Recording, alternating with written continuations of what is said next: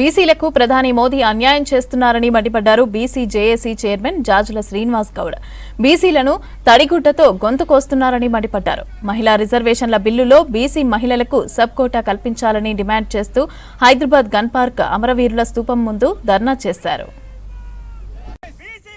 మీరు మహిళా బిల్లు పెడితే రేపు మళ్ళా గదే అగ్రకుల మహిళలకే ఇలా 273 మంది మహిళల పార్లమెంట్ స్థానాలు పెరిగితే 273 మంది మహిళా అగ్రకులాలకు సంబంధించిన వాళ్ళే వస్తారు.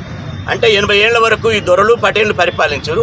ఈ దొరలు పటేళ్ల స్థానాలతో పాటు పెరిగిన స్థానాలు వాళ్ళ భార్యలు, వాళ్ళ కుమార్తెలు, వాళ్ళ కుటుంబ అగ్రకుల రాజకీయ వారసత్వానికి సంబంధించిన వాళ్ళకే వస్తాయి. కాబట్టి ఈ మహిళా బిల్లు మాకు అవసరం లేదు. మాకు ప్రాతినిధ్యం లేనటువంటి మహిళా బిల్లు మాకు వద్దు. అదేవిధంగా ఏం చేసిండి నరేంద్ర మోదీ గారంటే అగ్రవర్ణాలకు రాజ్యాంగానికి విరుద్ధంగా ఈడబ్ల్యూఎస్ రిజర్వేషన్లతో 10% రిజర్వేషన్ పెట్టాడు. కాబట్టి ఈ నరేంద్ర మోదీ పాలన మాకు వద్దు. మహిళా బిల్లు ఇవాళ నరేంద్ర మోదీ గారు ఒక్క విషయం మీకు గుర్తు చేస్తా.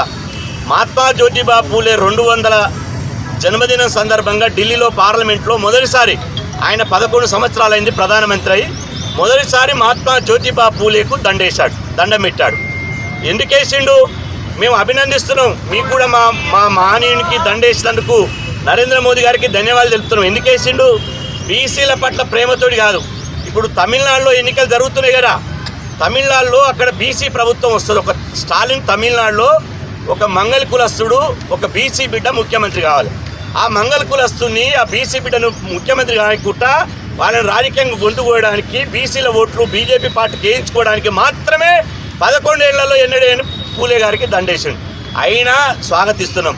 నేను అంటున్న దండేసి దండం పెడితే కాదు, పూలే ఆశయ సాధనం అమలు కావాలి. పూలే గారు మహిళలకు ప్రాతినిధ్యం కావాలన్నాడు.